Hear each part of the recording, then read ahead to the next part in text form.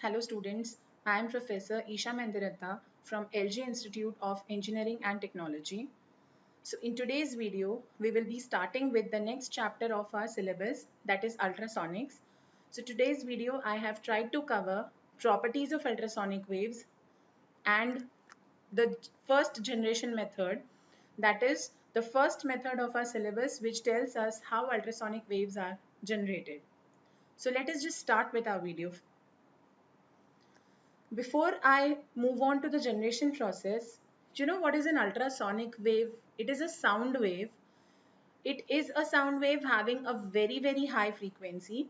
That is the reason it is not audible to us. That is, it is not audible to human beings because it has a frequency which is greater than 20 kilohertz. Sound wave is a type of wave which is longitudinal. Longitudinal means a wave which requires a medium to propagate, and it propagates in the form of disturbance in the given medium. So it disturbs the particles of the medium, that is in the form of vibration. So here I just tried to show how will a longitudinal wave or a sound wave propagate. So can you just see these particles are compressed. Then this portion indicates rarefaction, the expansion. Again you have compression, again you have rarefaction, again you have compression, again you have rarefaction. So it propagates in the form of compressing the medium, particles of the medium, expanding the medium, particles of the medium, again compressing the particles, expanding the particles. So this is the direction of propagation of the wave. What will be the wavelength of this wave? It can be either the distance between two consecutive compressions or two consecutive rarefactions. The compression has started here, the next compression has started here. So this is lambda, that is wavelength. Or you can say the first rarefaction started here, the second rarefaction started here. So even this distance will be lambda, that is the wavelength of the sound wave. So you say that ultrasonic wave travels as a longitudinal wave motion. Form of energy, it is emitted by vibrating body. So it disturbs the medium. So that creates vibrations in the particles, and this is how it propagates. And it propagates in all directions. This is the property of sound wave. Now let us move on to the properties of particularly ultrasonic waves. So we will be discussing what exactly are the properties of ultrasonic waves. What is that special thing about ultrasonic waves? That it has many, many applications. It is used widely in different fields. So the first property is they have a very high frequency. Frequency is greater than 20 kilohertz, but do you know it can expand up to more than 500 megahertz. So that is the range of ultrasonic waves frequency. Now, if you know that relation between frequency and wavelength is inverse. So if you say that they have a very high frequency, definitely the wavelength will be very, very small. So they have a very low wavelength, and that is the reason they have a very high penetration power. They can penetrate or they can enter in any medium very effectively. Up to a great depth they can enter. So that is why we say that they have a high penetration power. They can travel very long distances as a high directional beam. Unlike normal sound or unlike audible sound, suppose you are speaking from one corner of the room, your voice or your sound will spread in the entire room because your sound is not ultrasonic. It is a normal audible sound. But if you talk about ultrasonic waves, we say that they are highly directional. That means they do not spread. They travel as if they are a parallel wave, a parallel beam. They have a very high energy content. Why? Because of the high frequency, because of the high disturbance, they carry a huge particles together. So that is the reason they have a high energy content. And their propagation speed increases with increase in frequency. Higher the frequency, you will be getting higher the speed of propagation. So this was about the properties of ultrasonic waves. And if I tell you what are ultrasonic waves, you should say they are sound waves having a frequency greater than 20 kilohertz. So this is important if we are talking about ultrasonic waves. Now let us discuss the methods or the types of methods which are used to generate ultrasonic waves. We have two different methods in our syllabus. So in today's video, I'll be discussing the first one, that is magnetostriction. Magnetostriction, it is because of magnetic field. So this method uses a magnetic material to generate ultrasonic waves. So we'll be studying an oscillator which generates ultrasonic waves. But before that, let us just go through the effect, the working principle of magnetostriction oscillator. So the working principle of magnetostriction oscillator, the effect on which the magnetostriction oscillator works is magnetostriction effect. What does this magnetostriction effect say? It says that suppose you have a ferromagnetic rod. Suppose this is a ferromagnetic rod. What do you mean by a ferromagnetic rod? Let me give you some examples of ferromagnetic materials. Ferromagnetic materials, I can say nickel, cobalt, iron, all these are ferromagnetic. What do you mean by the word ferromagnetic? They are materials which have parallel dipoles. All the electrons in the material are aligned in such a way that you have parallel dipoles. So even if they are not exposed to magnetic field, they can behave as magnets. And these are the materials which are used to make permanent magnets. So in this method, we'll be taking a ferromagnetic rod, and that ferromagnetic rod is exposed to a magnetic field. It is not a normal magnetic field. It is not a steady magnetic field. We have to alternate this magnetic field very fast. Say for example, currently this side is showing north. You have to alternate, means it should be north, south, north, south, north, south very fast. And this side is showing south. So it should be south, north, south, north, south, north very fast. So in this way, what happens if you quickly alternate the magnetic field, if you quickly change the magnetic field, slowly you will see that this rod is vibrating. It starts vibrating. There are two frequencies we are discussing. One is the frequency of this alternating magnetic field. The other is the frequency of vibrations of rod. There is a condition called resonance. In general, resonance means matching of frequencies.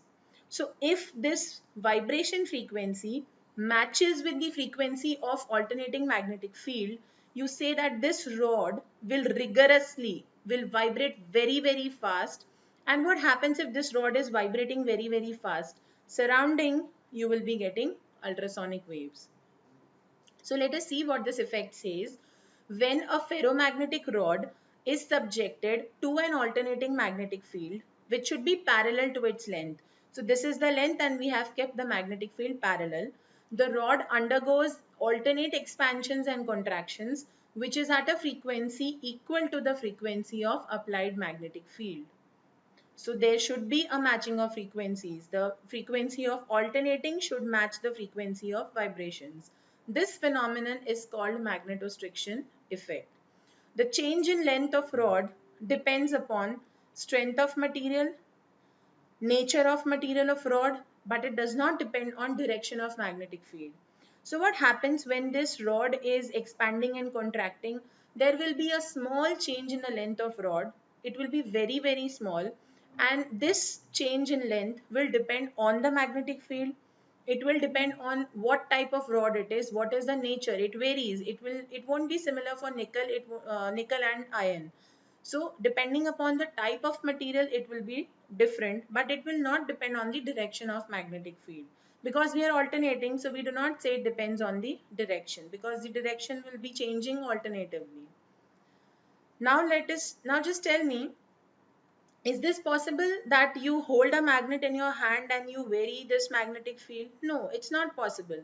By doing that, you cannot generate a frequency greater than 20 kilohertz. So we need a circuit which automatically does that, and that is what is known as a magnetostriction oscillator. So let us just study the construction first, and then we'll be discussing the working. So this is the construction of a magnetostriction oscillator. So magnetostriction oscillator consists of a rod. So here the rod XY which is shown is of a ferromagnetic material. Now you cannot keep the rod floating in air. That is not possible. And if you clamp or if you just fix it from both the ends, it won't be able to expand or contract. So in that case, ultrasonic waves won't be produced. So what is done? the rod is clamped. Can you just see the clamping over here? So the rod is clamped or fixed in the center. So by clamping the rod, what can be done? What is possible? If it is clamped in the center, that means fixed in the center, it is free to vibrate from X and Y ends. And that is the reason we get ultrasonic waves from X and Y ends. Now, you have a transistor. The transistor is an NPN transistor. So this is the collector, this is the base and the emitter. The arrow indicates the emitter. If you can see in the diagram, the emitter is grounded. So we call it as a common emitter connection. Between the collector and emitter, we have an LC oscillator over here. So there is an LC oscillator, that means a coil connected to a variable capacitor. See, it is not possible while generation of ultrasonic waves that we unwind the inductor. So variable inductor is not possible. And because we need to match the frequency with the frequency of vibrations, we need a variable capacitor. So you see that LC oscillator is connected between the collector and emitter. So such type of an oscillator is known as a collector tuned oscillator. If you can see the coil L2, so there is one more coil at the X end of the rod, and that is connected between the base and emitter. So there is one coil between base and emitter, that is L2. There is one LC oscillator between collector and emitter. And you know, these coils L1 and L2, they are close to each other, but they're not connected. And they are said to be in mutual induction. What do you mean by mutual induction? Any change happens in coil 1 will create a change or will have an effect in L2. Suppose I say there is a flux change in L1, there will be an EMF induced in L2. And this is the EMF which we are giving between the base and emitter. So now let us just understand the points one by one. XY is a rod of ferromagnetic material which can be nickel, iron, and that is clamped in the center. So this is the clamping. The alternating magnetic field is generated by this oscillator. You know, capacitor does not let current pass through it, but the capacitor has two metal plates indicated by these two parallel lines. So one cycle the capacitor plate will be, suppose this plate is positive, the other cycle it will be negative. So this is how it will produce an alternating effect. So you can say the effect during charging of capacitor will be different than the effect during discharging of capacitor. Then the coil L1 wound on the right hand portion of the rod along with a variable capacitor. So this forms the LC oscillator. Then this forms the resonant circuit of the collector tuned oscillator. I said collector tuned because LC oscillator is between collector and emitter. So that is the reason we say it is a collector tuned oscillator. The frequency of oscillator is controlled by the variable capacitor so that we achieve the condition of resonance, so that we achieve the production of ultrasonic waves. The coil L2 is wound on the left portion of rod and it is connected to the base, and this acts as a feedback. As I just said, this will be acting as a feedback because there will be an EMF generated over here. So this EMF will tell when the capacitor to discharge. So first I'll be explaining you the working with the help of this diagram, and then we'll discuss the points one by one. So let us just start with the working. So you have a DC battery, a high tension battery. This battery is connected to a milliammeter so that just the current through it is monitored. So the moment the battery is on, the current starts flowing. This current here, the current will branch. So this current will charge the capacitor. So because of this current, there will be a positive charge on the right plate. And this current, now current is a factor which slowly or exponentially increases with time. The moment you switch on the battery, immediately current will not be maximum. So suppose the current is increasing with time. Now this current is flowing through L1. So it is magnetizing L1. Because the current is increasing with time, there will be a flux change in L1. If there is a flux change in L1, there will be an EMF generated in L2. Why? Because L1 and L2 are mutually induced. So this EMF generated will be given between base and emitter. So here you will be getting the EMF value. The current will not keep on increasing infinitely. It will increase to its maximum value and then stop. So current is flowing through L1. It is increasing with time. So it changes the flux in L1. which induces an EMF in L2. Simultaneously, it charges the capacitor. Now the current becomes maximum. Capacitor is also charged. The moment the current becomes maximum, there is no change in flux in L1. So the EMF which was induced in L2 between these two starts decreasing. So this is the feedback given to the capacitor that you have to discharge. So now the capacitor discharges. So the moment the EMF starts decreasing, there will be a negative charge here. So now the capacitor discharges. It discharges through what? It discharges through this coil L1. So again, if it is discharging through L1, the flux is changing. So again, the EMF induced here will increase. Again, it will become stationary. So each and every alternate cycle, you get positive plate, positive on the right hand plate, negative on the right hand plate, then again positive and then again negative. And the discharging of capacitor is controlled by the voltage here. The moment the voltage between base emitter starts decreasing, the capacitor will discharge. So that is the reason we say that the coil L2, which is connected between base and emitter, acts as a feedback loop. So when a high tension battery is switched on, the collector circuit oscillates with a frequency 1 upon 2 pi under root L1C1. This is the frequency of LC oscillator. This alternating current flowing through the coil L1 produces an alternating magnetic field. How alternating magnetic field? Because of the charging and discharging of capacitor. The result is that the rod starts vibrating due to magnetostriction effect. And the frequency of the vibration of rod can be given as F is equals to 1 upon 2L under root of Y by rho, where L is known as the length of rod. Y, what do you mean by Y? It is Young's modulus. It is equal to the ratio of stress upon strain. And N is the density of rod. How many particles per meter cube are present in the rod?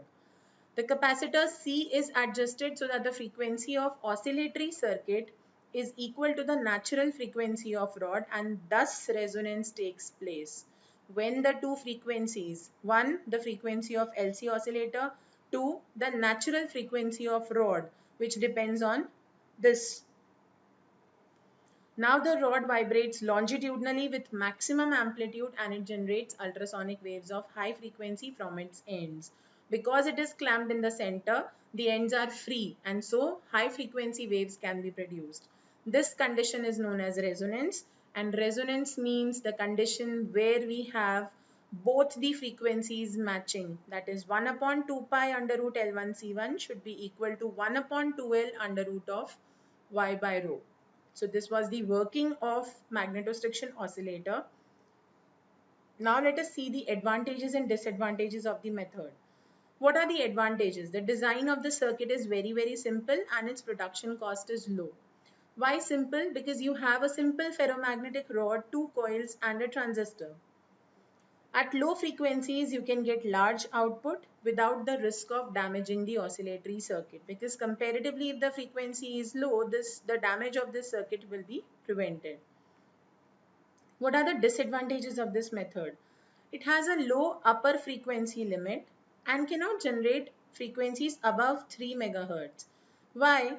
Because if you remember the equation, it is F is equals to 1 upon 2L, where L is length of rod. So you see that frequency is inversely proportional to length. So smaller the length, higher will be the frequency. But if you take a very small rod, you cannot achieve mutual induction between L1 and L2 because we need to wind the two coils on the rod. So that is the reason beyond 3 megahertz frequency, we cannot achieve ultrasonic waves. The frequency of oscillation depends on temperature. Why? Because we use a magnetic material and magnetism is affected by temperature. And there can be losses due to hysteresis and eddy current. Hysteresis means the way the rod is magnetized, the same path it won't follow for demagnetization. So magnetization and demagnetization paths will be different. So there can be losses due to hysteresis. So this was all about magnetostriction oscillator. Hope you have understood the video. Thank you.